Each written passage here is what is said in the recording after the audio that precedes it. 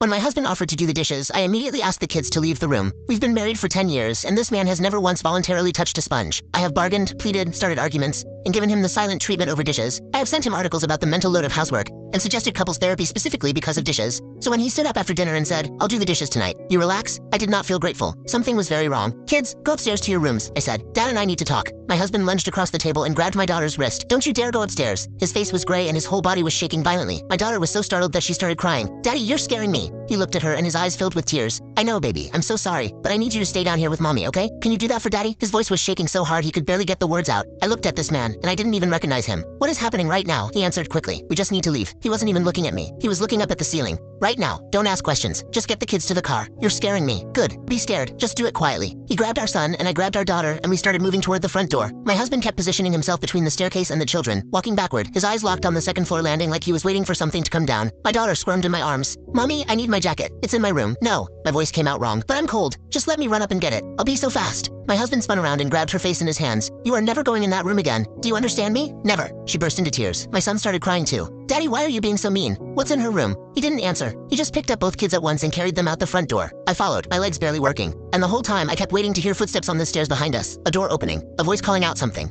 But the house was silent. We got the kids in the car, and my hands were shaking so badly I could barely buckle my son's seatbelt. After my husband started the engine, I finally looked back at the house. My daughter's bedroom light was on. I knew for a fact it had been off during dinner. My husband saw it too, and he floored it out of the driveway. He drove for what felt like forever before he pulled over so fast we skidded. He was crying. I had never seen him cry before. He handed me his phone without saying a word. It was a photo of my daughter's bedroom that was taken from inside her closet, her stuffed animals on the bed, her nightgown laid out on her pillow. The photo was timestamped 1 hour ago, and below it was a text that read, "She's even prettier up close. Keep everyone but her downstairs. Tell her to be a good girl. Do what I say and stay quiet, or I'll show her what happens to little girls who scream." I couldn't breathe. I turned around and looked at my daughter in the backseat, still crying about her jacket, completely unaware of what had been waiting for her at the top of those stairs. "Daddy," her voice was tiny. "Who took a picture of my room?" My husband turned around, and he was shaking so hard he could barely speak. "A bad man, baby, but he's never going to see you again. I promise." He dialed 911, and I held my daughter's hand through the gap in the seats while she asked me questions I couldn't answer. The police found the man still hiding in her closet 20 minutes later, crouched in the dark, waiting. He'd cut a hole in the back panel so he could watch her sleep. They said he'd been coming into our house for weeks, and they found photos of her on his phone going back months. 10 years of fighting about dishes. That's what saved my daughter's life. Saw.